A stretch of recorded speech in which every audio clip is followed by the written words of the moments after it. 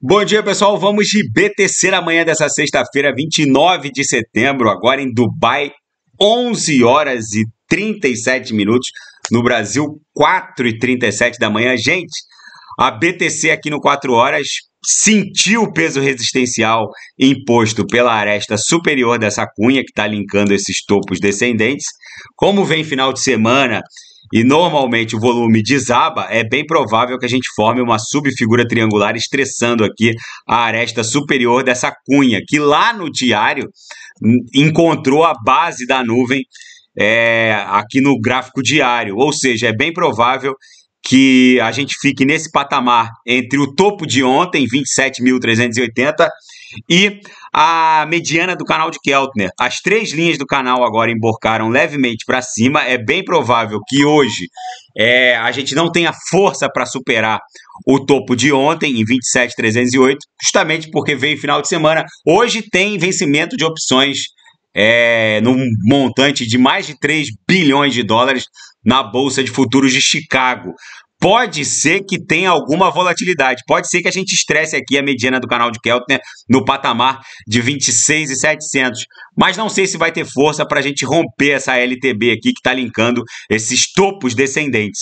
Enfim, mas a nossa acumulação em algum momento vai explodir em direção a MM200 aqui no diário, que está lá em 28.100. É bem provável que a gente exploda numa onda 1, forme um pullback. Essa explosão provavelmente vai acontecer com a proximidade da segunda-feira, quando no final do domingo aí no Brasil começarem a abrir os futuros das bolsas asiáticas. É bem provável que a BTC starte uma bela pernada impulsiva a partir da próxima semana, porque tem muita coisa acontecendo. O dólar, que está guardando uma relação movimentacional de inversão com a BTC há bastante tempo, aqui no DXY ele está formando o seu 9º candle comprador, mas já é o segundo dia. Eu estou no gráfico semanal, é o 9º candle comprador no semanal, mas lá no gráfico diário o DXY começa a pipocar, abriu um belo candle vendedor hoje aqui no diário. Então é bem provável que no semanal, cujo desenho do próximo candle começa na virada da VWAP de domingo para segunda, é bem provável que aqui no semanal o próximo candle já apareça aqui levemente vendedor. O DXY, que mede a força do dólar norte-americano contra uma cesta de divisas, se ele tombar para um patamar de 99, talvez 98, é bem provável que a BTC starte uma pernada impulsiva em direção a, no mínimo, 32, talvez 33 mil dólares. O DXY guarda uma relação movimentacional de inversão com a BTC. Quando o DXY tomba, a BTC sobe e vice-versa. Quando o DXY sobe, a BTC tomba. Então o DXY fez isso aqui no semanal. A BTC fez isso aqui no semanal, desceu. Agora o DXY vai tombar e a BTC vai dar um pump. Então agora o DXY encontrou um ponto de flexão, deve tombar para 98, 99 e a BTC deve romper em direção a no mínimo 32, 33, deve formar um pullback. Aqui no gráfico diário a gente percebe que ela deve formar um pullback aqui na MM200, formar uma subonda, seria uma onda 1, uma subonda 2 e numa onda 3 buscar algo ali acima de 32. Lá no gráfico semanal, na minha leitura, deixa eu botar aqui a BTC no semanal, usando esse meu setup. Lá no gráfico semanal, na minha leitura, a BTC vai explodir, vai fazer uma onda 1 até 28, depois uma onda 2, uma onda 3 até esse patamar de 30, 31, depois uma onda 4 e numa onda 5 vai buscar algo ali próximo de 36, talvez 40, porque é a base dessa congestão desenhada entre janeiro de 22 e abril de 22. É bem provável que a gente se desdobre até esse patamar próximo de 40 em 3 ondas, uma onda 1, 2, aqui uma onda 1, 2, 3, 4, 5, até o patamar de 40 mil dólares.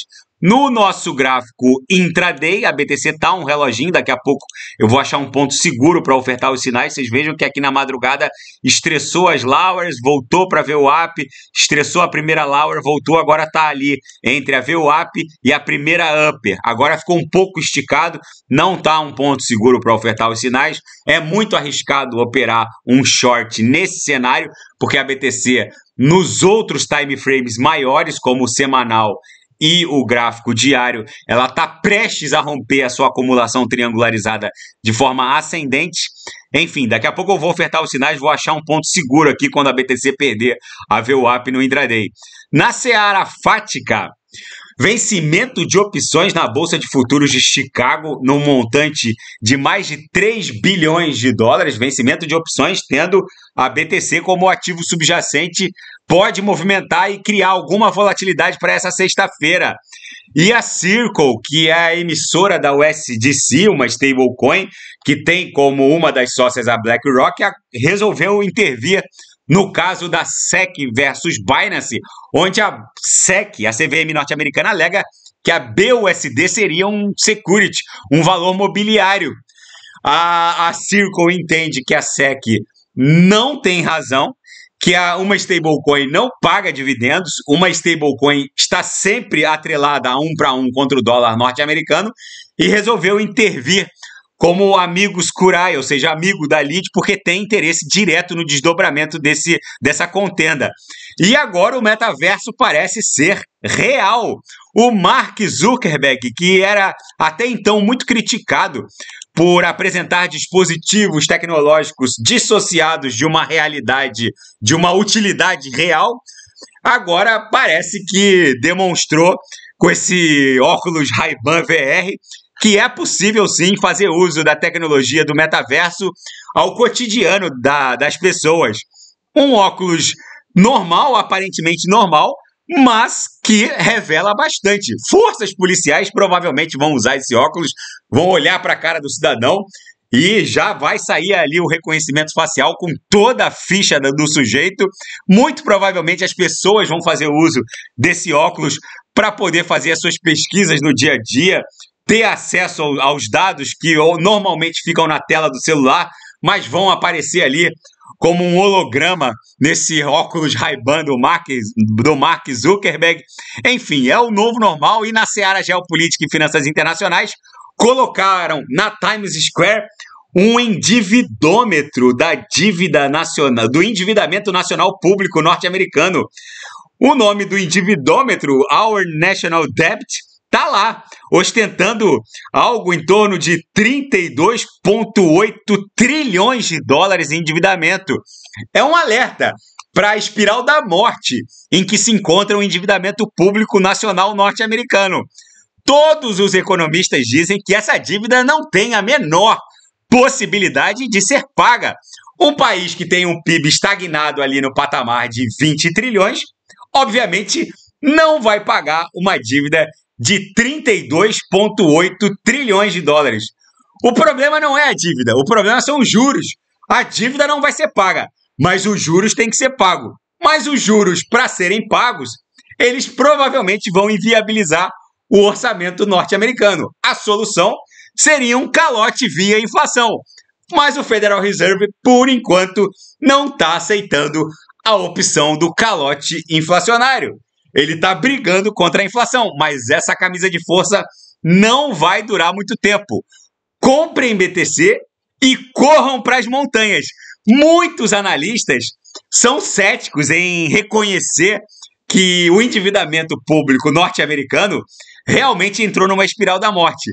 Mas começam a aparecer analistas dando conta de que fundos de previdência agora estão fazendo um hedge no mundo cripto e eventualmente eles vão começar a trocar títulos públicos por Bitcoin para meio que se defender de um evento de cisne negro, por assim dizer, um Black Swan.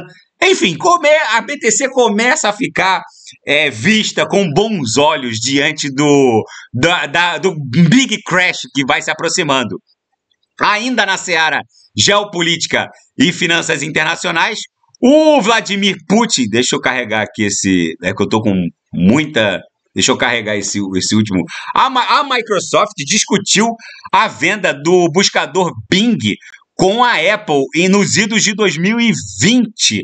Gente, hoje o Bing não tem valor, porque está acoplado a uma interface de inteligência artificial, que é o ChatGPT, Mas o fato é que nessa época em que a Microsoft, nos idos de 2020, discutiu a venda do Bing para a Apple, o Departamento de Justiça norte-americano tinha começado a investigar o Google por uma espécie de abuso no domínio global dos buscadores. E agora o Departamento de Justiça o Departamento de Justiça norte-americano entrou com uma ação contra a Alphabet e Google por uma conduta abusiva e uma postura alegando um trust numa política antitrust muito agressiva, alegando um domínio abusivo dessa tecnologia. O fato é que agora a Bing parece que é uma ameaça real ao buscador Google.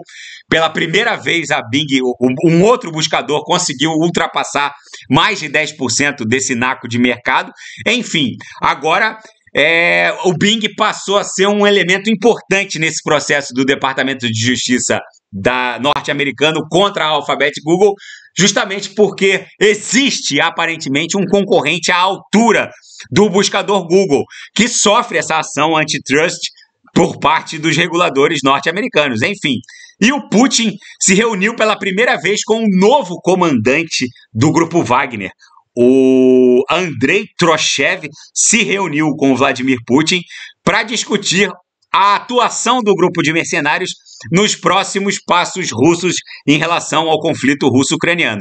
Gente, a BTC segue acumulando. No gráfico de 6 horas, depois da gente dar um beijinho na VWAP mensal, agora a gente está estressando a upper da banda de VWAP mensal. Eu estou no 6 horas ancorado pela banda de VWAP mensal. É bem provável que a gente fique aqui acumulando durante o final de semana e só exploda em direção a MM200 no diário. Deixa eu botar aqui no gráfico diário, lá por segunda-feira, porque nos finais de semana não há tanto volume assim e a gente está aprisionado entre a base da nuvem e a mediana do canal de Keltner. É bem provável que isso aqui só exploda em direção a MM200, que na projeção está lá em 28.100, com a abertura dos futuros asiáticos no final do domingo aí no Brasil. Daqui a pouco eu volto, vou fazer a ADA XRP, Shiba Inu, e quem quiser sugerir alguma análise é só colocar nas mensagens abaixo. Até daqui a pouco, grande abraço.